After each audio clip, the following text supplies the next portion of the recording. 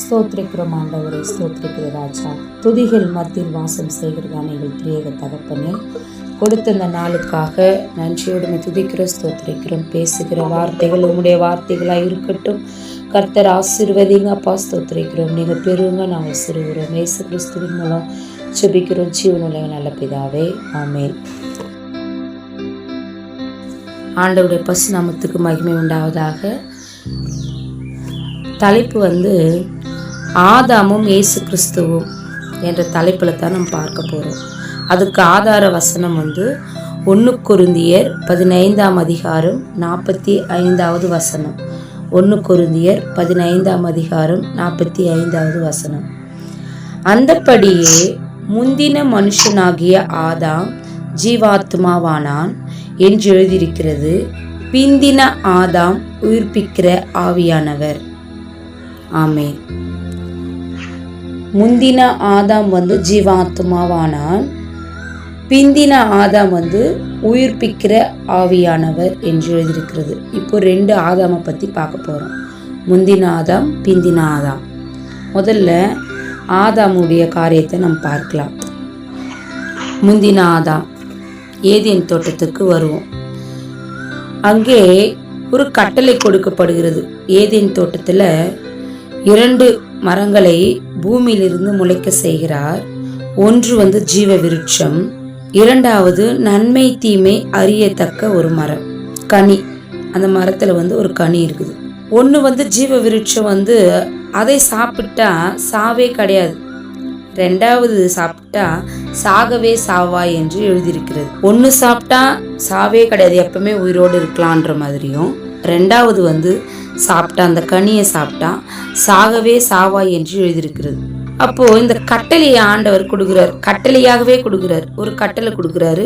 இந்த தோட்டத்துல எந்த ஒரு விருட்சத்தையும் எந்த ஒரு கனியும் நீ சாப்பிடலாம், ஆனா நன்மை தீமை அறியத்தக்க கனி மட்டும் நீ சாப்பிடக்கூடாது என்று ஒரு கட்டளை கொடுக்கப்படுகிறது.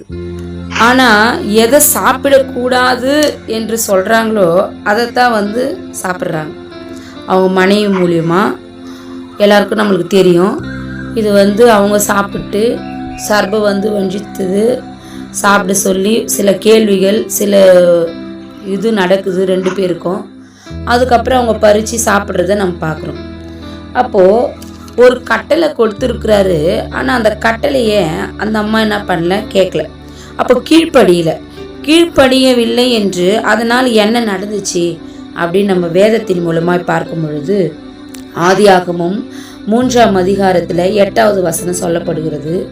கர்த்தருடைய சன்னதிக்கு விலகி தோட்டத்தின் விருட்சங்களுக்குள்ளே ஒளிந்து கொண்டார்கள் என்று பார்க்குறோம். முதலாவது அவங்க கர்த்தருடைய சந்நிதிக்கு விலகிட்டாங்க. அந்த கனியை சாப்பிட்ட உடனே அவங்க கர்த்தருடைய சந்நிதியிலிருந்து விலகினதை இங்கே பார்க்குறோம். சந்நிதி அப்படின்ற என்ன அப்படின்னு நம்ம பார்க்கும்பொழுது, இறைவனை நேரில் தரிசிக்கும் ஒரு இடமாக இருக்கிறது. நேரில். அப்போ அதுக்கு முன்னாடி குளிர்ச்சியான வேலையில் ஆண்டவர் வருவார், கொஞ்ச நேரம் பேசிட்டு போகிறத இந்த இடத்துல நம்ம பார்க்குறோம். ஆனால் அந்த மாதிரி வரும்பொழுது கர்த்தருடைய சத்தத்தை அவங்க கேட்குறாங்க. அந்த வசனத்தில் இருக்குது 8ஆம் வசனம். கர்த்தருடைய சத்தத்தை அவர்கள் கேட்டார்கள். அப்பொழுது ஆதாமும் அவன் மனைவியும் தேவனாகிய கர்த்தருடைய சந்நிதிக்கு விலகி, அப்போ விலகுறாங்க. அதுக்கு முன்னாடி அவங்க விலகியோ ஒளிந்துக்கோ இல்லை. ஆண்டவருடைய சத்தத்தை கேட்ட உடனே அவங்க எப்படி இருக்கிறாங்கன்னா, டைரெக்டாக நேரில் சந்தித்து அவங்க ரொம்ப எப்படி ஒரு ஃப்ரெண்ட்ஸ் போல் நல்லா பேசிக்கிறாங்க.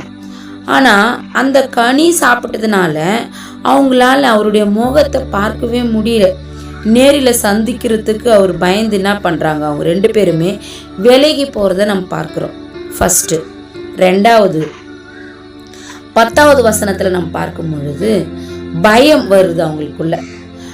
அதற்கு அவன், நான் தேவருடைய சத்தத்தை தோட்டத்திலே கேட்டு நான் நிர்வாணியாய் இருப்பதினால் பயந்து ஒளிந்து கொண்டேன் என்றார்.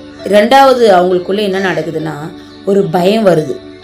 அந்த கனி சாப்பிட்டதுனால, கீழ்ப்படியாமையினால அவங்களுக்கு என்ன நேரிட்டுச்சு அப்படின்னு நம்ம பார்த்தோம். முதல்ல சந்நிதியிலிருந்து விலகி போகிறாங்க. நெக்ஸ்ட் பயம் வந்துடுச்சு. சரி, 3வது மூணாவது நம்ம பார்க்குறோம், அவங்களுக்கு சாபம், ஆண்டவர் ஒரு சாபத்தை சபிக்கப்பட்டிருப்ப அப்படின்னு சொல்றத நம்ம பார்க்கிறோம்.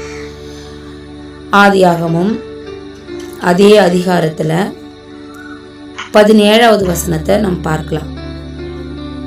நான் உனக்கு விலக்கின விருட்சத்தின் கனியை புசித்தபடியினாலே பூமி உன் நிமித்தம் சபிக்கப்பட்டிருக்கும். நீ உயிரோடு இருக்கும் நாளெல்லாம் வருத்தத்தோடு அதன் பலனை புசிப்பாய். அப்போ சபிக்கப்பட்டிருப்ப அப்படின்னு சொல்றாங்க. அப்போ வருத்தத்தோடு நீ பலனை புசிப்ப, நீ என்னதான் கஷ்டப்பட்டாலும் அது உனக்கு பலன் கொடுக்காது அப்படின்றத நம்ம பார்க்குறோம். 3 காரியத்தை நம்ம பார்த்துருக்குறோம் இப்பொழுது. அப்போ கீழ்ப்படியாமையினால, ஆண்டவருடைய கட்டளைக்கு அவங்க கீழ்ப்படியாம, எல்லாமே நீ சாப்பிடலாம் ஆனா இதை மட்டும் சாப்பிடக்கூடாதுன்னு ஒரு கட்டளை கொடுத்து இருந்தும் கூட அவங்க அதை தான் சாப்பிட்டாங்க. சாப்பிட்டதின் விளைவு நம்ம என்னன்னு பார்த்தோம். சரி, அப்போ அந்த சாபத்தினுடைய விளைவா என்ன இருக்குது அப்படின்னு நம்ம 18வது வசனத்துல நம்ம பார்க்கும் பொழுது, அது உனக்கு முள்ளும் குறுக்கும் முளைப்பிக்கும் அப்படின்னு. முள்ளும் குறுக்கும் தான் உனக்கு என்ன பண்ண, நீ நான் தான் கஷ்டப்பட்டாலும் அதுதான் உனக்கு கொடுக்கும். அதுன்னு சாபத்தினுடைய விளைவு. அப்போ இதுதான் ஆதாமனுடைய காரியம். கர்த்தருடைய சமூகத்திலிருந்து விலகி போறாரு. சமூகத்திலிருந்து விலகி போய் பயந்து சபிக்கப்பட்டவனாக ரொம்ப வேதனையோடு ஆண்டவரோடு ஐக்கியமா இருந்த ஒரு ஆதாம் தேவனுடைய மகிமையை இழந்து அவருடைய முகத்தை கூட பார்க்க முடியாத அளவுக்கு அவன் விலகி போறத நம்ம பார்க்கணும். அது மட்டும் இல்லை, அதுக்கப்புறம் அவர் அந்த தோட்டத்திலிருந்து வெளியே அவரை தள்ளுறத இந்த இடத்துல நம்ம பார்க்குறோம். அப்போ ஆண்டவர் அவரை ஏன் வெளியே தள்ளினாரு? அந்த தோட்டத்திலிருந்து கீழ்ப்படியாதனால மாத்திரமா அப்படின்னு பார்த்தா அது இல்லை. 22வது வசனம் நம்மளுக்கு சொல்லுது, அவன் நன்மை தீமை அறிஞ்சு நம்மளை போல ஒருவனை ஆயிட்டான். மனுஷன் போல நம்மளை போல ஒருவனை ஆயிட்டதுனால அவன் என்ன பண்ணுவான்னா, தன் கையை நீட்டி ஜீவ விருட்சத்தின் கனியை பறித்து புசித்து என்றைக்கும் உயிரோடு இராதபடிக்கு செய்ய வேண்டும் என்று அவன் எடுக்கப்பட்ட மண்ணை பண்படுத்த தேவனாகி கர்த்தர் அவனை ஏதேன் தோட்டத்திலிருந்து அனுப்பிவிட்டார் என்று நாம் பார்க்கிறோம். எதுக்காக அந்த காரியத்தை அவர் செய்கிறாரு அப்படின்னா, அவனுக்கு நல்லா தெரிஞ்சிச்சு எது செஞ்சா நல்லது கெட்டது அப்படின்ற ஒரு விஷயம் தெரிஞ்சதுனால அவன் மறுபடியும் தன் கையை நீட்டி அந்த ஜீவ விருட்சத்தை பறித்து புசித்துட்டான்னா அவன் எப்படி இருப்பான்னா, சாகவே மாட்டான். அப்படியே அந்த பாவத்திலே, அப்படியே அந்த கீழ்ப்படியாமையில அப்படியே இருந்துடுவான்னு சொல்லி ஆண்டவர் என்ன பண்றாருன்னா, அந்த தோட்டத்திலிருந்து வெளியே அனுப்பினது மாத்திரம் இல்லை, ஜீவ விருட்சத்துக்கு போகும் வழியை காவல் செய்கிறார். ஏதேன் தோட்டத்துக்கு காவல் வைக்கல. வேதம் அழகா சொல்லுது, ஆதியாகமம் 3ஆம் அதிகாரம் 24வது வசனத்துல, அவர் மனுஷனை துரத்தி விட்டு ஜீவ விருட்சத்துக்கு போம் வழியை காவல் செய்ய ஏதேன் தோட்டத்துக்கு கிழக்கே கேருபீன்களையும் வீசிக்கொண்டிருக்கிற சுடரொளி பட்டயத்தையும் வைத்தார் என்று நாம் பார்க்கிறோம். அப்போ ஆண்டவர் என்ன பண்றாருன்னா, அவன் மறுபடியும் அந்த பாவத்திலே அவன் இருந்துடக்கூடாது. அவன் எடுத்து அந்த கையை நீட்டி அந்த கனியை புசிச்சிட்டான்னா அந்த பாவத்திலே அப்படியே இருந்துடுவானே. அதனால அவன் என்ன பண்ணிடலாம், அமிச்சிட்டு அந்த ஜீவ விருட்சத்துக்கு அவன் போய் திருப்பி மறுபடியும் அந்த கனியை புசிக்காதபடி ஆண்டவர் என்ன பண்றாரு, அந்த ஜீவ விருட்சத்துக்கு போறதுக்குனுடைய வழியைத்தான் காவல் செய்யறதா வேதம் நம்மளுக்கு சொல்லுது. இதுதான் முந்தின ஆதாம் செய்த ஒரு காரியம். அவன் ஆண்டவருடைய கட்டளைக்கு கீழ்ப்படியாமையினால என்னென்ன நடந்தது, அதுக்குள்ள பாவம் எப்படியா வந்துச்சு, பூமி சபிக்கப்பட்டிருக்கிறத நம்ம இந்த வேலையில பார்க்கிறோம். ஏன்னா வேதம் நம்மளுக்கு ஆதியாகமம் 3ஆம் அதிகாரம் 17ஆம் வசனத்திலே பூமி உன்னிமித்தமாய் சபிக்கப்பட்டிருக்கும் என்றார். பூமியே எப்படி ஆயிடுச்சுன்னா சாபத்துக்குள்ள ஆயிடுச்சு. அப்போ அந்த சாபத்துக்குள்ளானத ஆண்டவர் என்ன பண்றாரு, வேறு விதத்துல நம்மள அந்த சாபத்திலிருந்து வெளியே வர்றதுக்கு ஒரு வழியை பார்க்கிறார். இதுதான் ஆதாமினுடைய காரியம். எல்லாருக்கும் ஒரு தெரிஞ்ச ஒரு விஷயம்தான். இப்போ இயேசு கிறிஸ்துவ இது எப்படி ஆண்டவர் ஜெயித்தாரு, என்னென்ன காரியத்தினால ஜெயிச்சாரு, அப்போ ஆண்டவருடைய எதற்காக நமக்காக வந்தாரு அப்படின்னு சொல்லி நம்ம வேத வசனத்தின் மூலமாய் நாம் பார்க்கலாம். சரி, இப்போ இயேசு கிறிஸ்துவை பயம் நம்ம பார்த்தோம் இல்லைங்களா? அந்த பயத்துல ஆண்டவர் நமக்கு ஒரு வசனத்தை சொல்றாரு.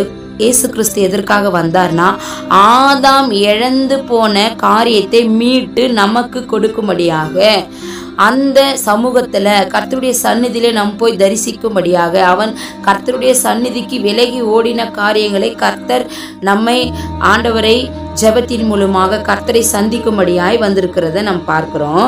அப்போ பயம், ரெண்டாவது பார்த்தோம் பயம். அந்த பயத்தை எப்படி நம்மளுக்கு ஆண்டவர் கொடுக்குறாருன்னா, எப்படி நீக்கிறாரு இயேசு கிறிஸ்து, எப்படி அந்த பயத்தை நம்மளுடைய வாழ்க்கையில நீக்கி ஆதாம் பயந்த காரியத்தை இயேசு கிறிஸ்து எப்படி போக்குறாருன்னு பார்க்கும்போது, ரோமர் 8:15 சொல்லுது, தேவன் பயமுள்ள ஆவியை தராமல், ஆண்டவர் எப்படி தராரா? கர்த்தரு பயமுள்ள ஆவியை நமக்கு கொடுக்கல. அங்க பார்த்தோம் பயம், அந்த பயத்தை நம்மளுக்கு என்ன பண்ணல, கொடுக்கல. ரெண்டாவது வெளிப்படுத்தினர் 21:8 பார்க்கிறோம், பயந்தவர்கள் பரலோக ராஜ்யத்திற்கு போக முடியாது என்று வெளிப்படுத்தினர் 21:8 இருக்குது. யாரெல்லாம் பரலோகத்துக்கு போக முடியாது அப்படின்னு பார்த்தோம்னா, ஃபர்ஸ்ட் பயத்தில் இருக்கிறவங்க என்ன பண்ண முடியாது, போக முடியாது. அப்போ இயேசு கிறிஸ்து அந்த பயமுள்ள ஆவியை நமக்கு கொடுக்கல. அப்ப இயேசு கிறிஸ்து விசுவாசிச்சோம்னா அந்த பயம் நம்மளை விட்டு நீங்கி போகும். அதை நம்மளிடத்துல இருந்து விலக்கி போறதை நம்ம பார்க்கிறோம். ரெண்டாவது சாபத்தை பார்த்து நம்ம பார்க்கிறோம். முள்ளு சாபம், அதனுடைய விளைவு தான் முள்ளு அப்படின்னு சொல்லி ஆதி ஆகமத்தில் நம்ம பார்த்தோம். அப்போ இயேசு கிறிஸ்து சிலுவையில அறையும் போது முள்ளை என்ன பண்றாங்க, கிரீடத்தை போல பின்னி தலையில வைக்கிறத எல்லாருக்குமே தெரியும். அந்த முள்ளு எதுக்காக வைக்கப்பட்டிருக்கிறது, ஏதோ ஒரு தற்செயலாய் வைக்கப்பட்டிருக்கிறதா என்று பார்த்தால் இல்லை.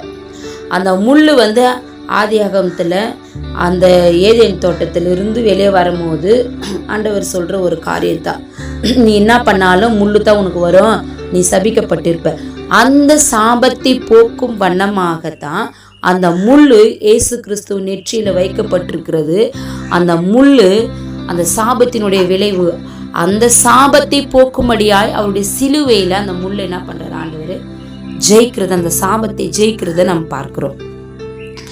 அது மட்டும் இல்ல, 2 கொரிந்தியர் 12:7 சொல்லப்பட்டிருக்கிறது. பவுல் சொல்வாரு, எனக்குள்ள ஒரு முள்ளு கொடுக்கப்பட்டிருக்கிறது, அது எப்படியா இருக்குதுன்னா சாத்தானுடைய தூதனா இருக்கிறது என்று பவுல் சொல்றதை நம்ம பார்க்கிறோம். அது எப்பேற்பட்டதா இருக்குது, சாத்தானுடைய தூதனா இருக்கிறது. அப்போ ஒரு முள்ளு அப்படின்னு பார்த்தா நம்ம கொடுக்கப்பட்டிருக்கிற முள் எல்லாம் என்ன அப்படின்னா சாபத்தினுடைய காரியம் தான். அதை இயேசு கிறிஸ்து ஜெயிச்சிட்டாரு. அதை விசுவாசித்து நம்ம இருக்கும் பொழுது அந்த சாபத்தையும் நம்ம ஜெயிக்க முடியும். இதுதான் இப்போ அந்த தோட்டத்தில் நடந்த ஒவ்வொரு விஷயத்தையும், பயத்தை குறித்து பார்த்தோம், சாபத்தை குறித்து பார்த்தோம், சாபத்தினுடைய விளைவாக என்ன முளைப்பித்தது என்று பார்த்தோம், அதை இயேசு கிறிஸ்து எப்படி ஜெயிச்சாருன்னு பார்த்தோம். இப்போ ஜீவ விருட்சத்தை குறித்து நம்ம வரலாம். கடைசியாக ஜீவ விருட்சம். அந்த ஜீவ விருட்சத்துக்கு அவங்க போகக்கூடாதுன்னு சொல்லித்தான் காவல் வச்சாங்க. அப்போ அந்த ஜீவ விருட்சம் அப்படின்னு நம்ம பார்க்கும் பொழுது அதை பறித்து சாப்பிட்டா சாவே கிடையாதுன்னு சொல்லி பார்க்கிறோம். இயேசு கிறிஸ்து ஒரு ஜீவ விருட்சமா இருக்கிறார். அவரை விசுவாசிக்கிறவங்க மரித்தாலும் பிழைப்பார்கள் என்று நம்மளுக்கு எல்லாருக்கும் தெரியும். அதே போல அந்த ஜீவ விருட்சத்துக்கு போற வழியை காவல் செஞ்சாங்க. அப்போ இயேசு கிறிஸ்து பிந்தின ஆதாமாக இயேசு கிறிஸ்துவை நம்ம விசுவாசிக்கும் பொழுது அந்த ஜீவ விருட்சத்தை நம்ம எப்படி இருக்கலாம், அதை கனிய புசிச்சு நம்ம அவர் கொடுத்த கட்டளைகளை, அந்த இடத்துல அந்த ஏதேன் தோட்டத்துல கட்டளைகளை பின்பற்றவில்லை, அந்த கட்டளைகளை மறந்து போனாங்க. ஆனா இப்பொழுது இயேசு கிறிஸ்து சொல்லி இருக்கிற ஒவ்வொரு வார்த்தைகளையும், ஒவ்வொரு கட்டளைகளையும், பிரமாணங்களையும் நம்ம கை கொண்டு நடக்கும் பொழுது, ஆண்டவர் சொல்லி இருக்கிற ஒவ்வொரு வார்த்தைகளை கேட்டு கீழ்ப்படிந்து நடக்கும் பொழுது, அப்போ அந்த ஜீவ விருட்சத்தை நாம் என்ன பண்ணலாம், அடையலாம் என்று நாம் பார்க்கலாம். அதுக்கு ஏதோ அது சொல்லிட்டு போகாம ஆண்டவருடைய வார்த்தையே அது சொல்லப்பட்டிருக்கிறது. வெளிப்படுத்தினால் 22:14 அந்த அழகா அது சொல்லப்பட்டிருக்கிறது. வெளிப்படுத்தினால் 22:14 தேவனுடைய கட்டளைகளின்படி செய்கிறவர்கள் பாக்கியவான்கள், அவர்களுக்கு வாழ்வின் மரத்தின் உள்ள கனிகளை புசிப்பதற்கு உரிமை இருக்கும், அவர்கள் வாசல் வழியாக நகரத்துக்குள் நுழைய முடியும் அப்படின்னு சொல்லப்பட்டிருக்கிறது. தேவனுடைய கட்டளைகளில் அங்க ஒரு கட்டளை பார்த்தோம். அப்போ அவங்க தவறிட்டாங்க, சாபத்துக்குள்ளாயிட்டாங்க, பயந்துட்டாங்க, சன்னதியை விட்டு விலகி போயிட்டாங்க. ஆனா வெளிப்படுத்தல் 22ஆம் அதிகாரம் 14வது வசனத்தை சொல்லுது, தேவனுடைய கட்டளையின்படி செய்கிறவர்கள் பாக்கியவான்கள், அவர்களுக்கு வாழ்வின் மரத்தில் உள்ள கனிகளை புசிப்பதற்கு உரிமை உண்டு. அவங்களுக்கு உரிமை இல்லை. அவங்க உரிமை இல்லாமல் அவங்க அந்த வழியை போகிறதுக்கு கூட, அந்த வழியாக கூட போகக்கூடாதுன்னு சொல்லி அந்த இடத்துல என்ன பண்ணுறாரு, தூதர்களை வைத்து ஒரு காவல் செஞ்சிட்டாங்க, போக முடியாது. ஆனால் தேவனுடைய கட்டளையின்படி செய்கிறவர்கள், நாம கட்டளையின்படி செய்கிற ஒவ்வொருவருக்கும் அந்த வாழ்வின் மரத்தை, ஜீவ விருட்சத்தின் கனிகளை புசிப்பதற்கு நமக்கு உரிமை இருக்கிறது. அது எப்படியாக? அவர்கள் வாசல் வழியாக நகரத்துக்குள் நுழைய முடியும். அப்போ இயேசு கிறிஸ்து சொல்றாரு, நானே வழியா இருக்கிறேன். எந்த வழியாக அந்த நகரத்திற்குள் செல்ல முடியும்? நானே வழி. இயேசு கிறிஸ்துவின் வழியாகவே, இயேசு கிறிஸ்துவின் மூலமாகவே, இயேசு கிறிஸ்துவின் கட்டளைகளை செய்யும் பொழுது மாத்திரமே அந்த வழியில சென்று ஜீவ விருட்சத்தின் கனியை புசிக்கலாம். அப்போ அந்த முந்தின ஆதாம் இழந்த ஒரு காரியத்தை இயேசு கிறிஸ்து நமக்கு அந்த பயமுள்ள ஆவியை நமக்கு கொடாமல் அப்பா பிதாவே என்று, அப்பா என்று கூப்பிடும்படியான புத்திர சுவிகாரத்தை நம்மளுக்கு கொடுத்திருக்கிறார். அது மாத்திரமில்ல, சாபத்தின் விளைவுகளை முறிக்கும்படியா அவர் நெற்றியில அந்த காரியத்தை செய்தார். அப்போ அந்த வழியை காவல் செய்திருந்த அந்த ஒரு காரியத்தை கூட கர்த்தருடைய கட்டளையின்படி, தேவனுடைய கட்டளையின்படி நம்ம செய்யும் பொழுது அந்த வாசல் வழியாக இயேசு கிறிஸ்துவின் மூலமாக, இயேசு கிறிஸ்துவின் அவர் சிந்தின இரத்தத்தின் மூலமாக அந்த பாக்கியத்தை பெற்றுக்கொண்ட நம் அனைவரும், விசுவாசிக்கிற அனைவரும், தேவனுடைய கட்டளைகளை செய்கிற அனைவரும் அதில் போய் பிரவேசித்து வாழ்வின் மரத்தை பறித்து புசித்து நாம் என்றென்றும் உயிரோடு ஆண்டவரோடு இருந்து ஜீவிப்போம் என்பதில் சந்தேகமே இல்லை. அப்போ பிந்தின ஆதாமாக இயேசு கிறிஸ்து கர்த்தர் சொன்ன ஒவ்வொரு காரியத்தையும், ஆதாம் இழந்ததை இவர் என்ன பண்றார், உயிர்ப்பிக்கிற ஆவியானவர் என்று 1 கொரிந்தியர் 15ஆம் அதிகாரம் 45ஆம் வசனத்துல நாம் பார்த்தோம். அப்போ பிந்தின ஆதாமாகிய இவர் எப்படி இருக்கிறார்னா, உயிர்ப்பிக்கிற ஆவியானவர், செத்து போனதை, இழந்து போனதை உயிர்ப்பிக்கிற ஆவியானவராய் இருந்து நம்மளை பாவத்திலே செத்து விடாதபடி உயிர்ப்பித்து அவரோடு கூட நாம் இருக்கும்படியாக, அந்த ஜீவ விருட்சத்தின் கனியை புசிக்கும்படியாக இப்பொழுது கூட நாம் என்ன பண்ணோம், ஜீவ விருட்சத்தின் கனியை நாம் புசிக்கணும், என்றென்று இயேசு கிறிஸ்துவோடு நம்ம இருக்கணும் அப்படின்னு நம்ம நினைச்சோம்னா ஆண்டவருடைய வழியில் நடக்கணும், ஆண்டவருடைய போதனையை கேட்கணும், ஆண்டவர் நம்மளுக்கு சொல்லப்பட்டிருக்கிற கட்டளைகளை நாம் செய்யும் பொழுது கர்த்தர் நம்மை ஆசீர்வதித்து அந்த காரியங்களை, அந்த ஜீவ விருட்சத்தின் கனியை நாம் புசித்து என்றென்றும் ஆண்டவரோடு உயிரோடு இருப்போம் என்பதில் சந்தேகமே இல்லை. முந்தி நாம் ஆதாமா இழந்து போயிருக்கிற காரியத்தை கர்த்தர் நம்ம இந்த நாளிலே மீட்டு கொடுத்திருக்கிறார். அதை நாம் விசுவாசித்து ஆண்டவருடைய கட்டளைகளை நாம் கை கொண்டு நடக்கும்போது பாக்கியவான்களாய் இருப்போம் என்பது மாத்திரமில்லை, அந்த கனியை புசிப்பதற்கு நாம் உரிமை கொடுத்திருக்கிறார் என்பதை கூட நம்ம சிந்தித்து இனி கர்த்தருக்கு கீழ்ப்படிந்து, அவங்க கீழ்ப்படியாமையினால் வந்ததை நாம் பார்த்திருக்கிறோம். நாம் இனி வேதத்துக்கு கீழ்ப்படிந்து, ஆண்டவருடைய வார்த்தை கீழ்ப்படிந்து நடக்கும் பொழுது, கட்டளை கீழ்ப்படிந்து நடக்கும் பொழுது நாம் பாக்கியவான்களாக இருப்போம். அந்த வாழ்வின் மரத்தை பறித்து புசித்து நாம் எப்பொழுதும் ஜீவன் உள்ளவர்களாய் உயிர்ப்பிக்கிற ஆவியானவரோடு கூட நாமளும் உயிர்ப்பித்து ஆண்டவரோடு நாம் இணைந்து இருப்போம். கர்த்தருடைய சந்நிதிக்கு அவங்க விலகி போயிட்டாங்க, ஆனால் நாம் ஆண்டவரை முகமுகமாய் தரிசித்து, எப்படி முகமுகமாய் தரிசிக்க முடியும்? வேதத்தின் மூலமாக, வேதத்தை வாசிக்கும் பொழுது ஆண்டவர் நம்மளோடு பேசுகிறத நம்ம அனுபவிக்க முடியும். ஆண்டவர் பல வேளையில் நம்மளுக்கு கஷ்டப்படும் போது ஆண்டவர் நம்மளை தேற்றுகிறத நம்ம உணர முடியும். அப்போ பிந்தின ஆதாமாக இயேசு கிறிஸ்துவை நாம் ஏற்றுக்கொண்டு அவருடைய வாழ்வின் மரத்தை நாம் பறித்து புசித்து என்றென்றும் உயிரோடு இருந்து ஜீவ விருட்சத்தின் கனியை புசிக்குவோம் என்ப விசுவாசம் நமக்கு எப்பொழுதும் இருக்கணும். அவருடைய கட்டளை கீழ்ப்படியணும். இப்படி செய்ய ஆண்டவர் உதவி கிருபை செய்வாராக. ஆமேன், ஆமேன், ஆமேன்.